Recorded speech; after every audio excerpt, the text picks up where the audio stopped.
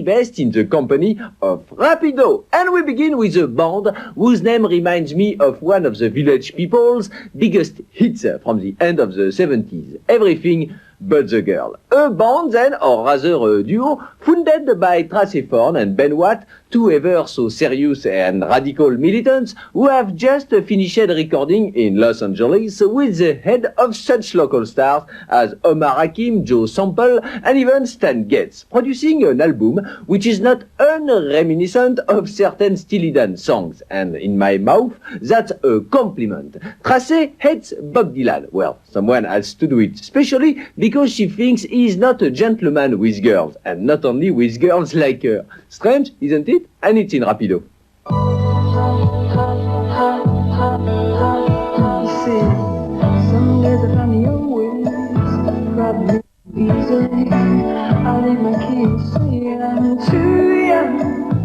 In the 6 years since their debut, Everything But the Girl have moved further from jazz, further from England, and generally mellowed out in California's style.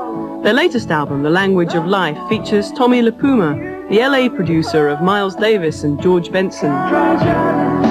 We'd had the chance before with Tommy LaPuma. 5 years ago he was interested. So we called him up again and said, you know, are you still keen? And he said yes, he'd love to do it. So we went out to New York about this time last year, and we played him our songs just around a piano. He didn't want to hear any demo tapes or anything, he just wanted to hear the songs just at a piano. And we picked the ones he liked, and within a few weeks we were in LA recording them. Left us the best of Frank, now I'm back you signed. One for my baby was underlined again. 'Cause I know the road is very long, in my head I'll always hold your song, and I'll keep a good thought for you if you're lonely, think of me. The album also features saxman Stan Getz and piano from Joe Sample. Tracy and Ben almost got carried away by all the local talent, but Tommy LaPuma restrained them. When we first went over there, we were keen to, get in a lot of backing singers along with the session musicians. We were saying, yeah, let's get in James Ingram and Brenda Russell and have these great people, it'd be such a thrill. And he said to us, well, one of the most distinctive things about your record are both of your voices, and that really to not lose that is very important, and that if you're going to be surrounded by these great musicians, you really ought to concentrate on making sure that the voice at the heart of this record is your own.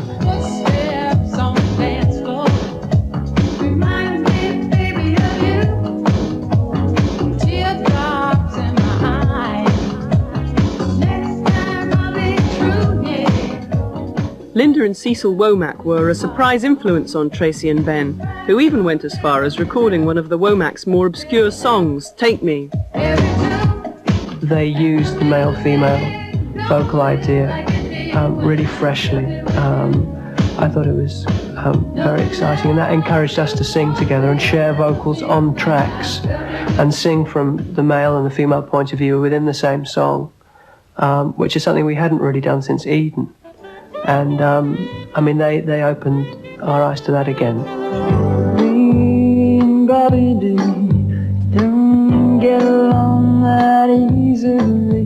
It's not often you'll hear Bob Dylan criticised on Rapido, unless still Jack Kerouac. But pop's most relaxed couple have a warning for any latter-day beatniks out there with the song Me and Bobby D.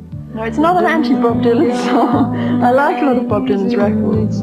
It's partly about the conflict between what people like that appear to be selling and the conflict between, the apparent freedom that they're selling and yet their approach to women, which doesn't seem to enter into the equation. You want freedom for everyone except your wife. And I'm really just trying to point that out.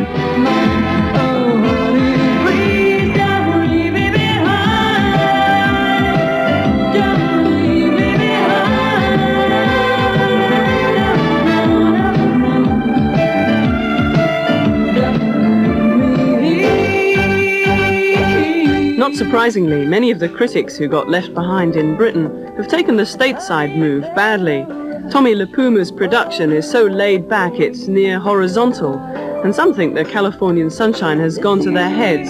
Ben has a message for those parochial folks back home. I mean, the British are very protective about their pop music and about what they think is particularly British about it. And you only have to drop a reference like Oxford Street or the hills of Scotland into a song lyric, and people start to get very protective about it and think that it's particularly political and particularly social and particularly British and shouldn't be changed. But I think, I mean, really you just have to put all that rubbish aside. When I was younger, yes, I have been younger, I sometimes bought albums simply because I thought their copy